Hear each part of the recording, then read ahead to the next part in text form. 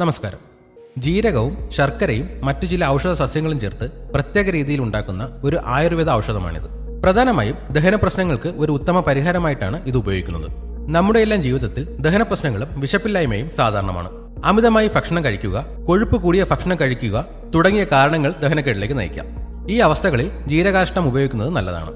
ജീരകാരിഷ്ടത്തിന്റെ പ്രധാന ഗുണങ്ങളും ഉപയോഗ രീതിയും നോക്കാം.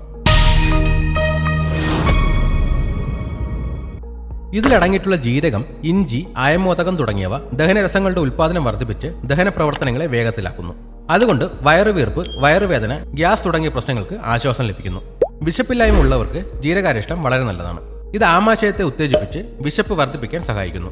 പ്രസവത്തിന് ശേഷം സ്ത്രീകൾക്ക് ശരീരബലം വീണ്ടെടുക്കാനും ദഹനശേഷി മെച്ചപ്പെടുത്താനും ജീരകാരിഷ്ടം വളരെ നല്ലതാണ്. ഇത് മുലപ്പാൽ വർദ്ധിപ്പിക്കാനും സഹായിക്കുമെന്ന് പറയപ്പെടുന്നു. സാധാരണ പനി, ജലദോഷം, ചുമ തുടങ്ങിയവയ്ക്കും ഇത് നല്ലതാണ്. ഇത് ശരീരത്തിന്റെ പ്രതിരോധശേഷി വർദ്ധിപ്പിക്കാൻ സഹായിക്കുന്നു. ആമാശയത്തിലും കുടലിലുമുള്ള വായുവിനെ പുറന്തള്ളാൻ ജീരകാരിഷ്ടം സഹായിക്കും. ഇനി ഇത് എങ്ങനെ ഉപയോഗിക്കണം എന്ന് നോക്കാം. സാധാരണയായി ഭക്ഷണത്തിന് ശേഷം 15 മുതൽ 30 മില്ലി ജീരകാരിഷ്ടം അതേ അളവിൽ തന്നെ വെള്ളവും ചേർത്ത് കഴിക്കാവുന്നതാണ്.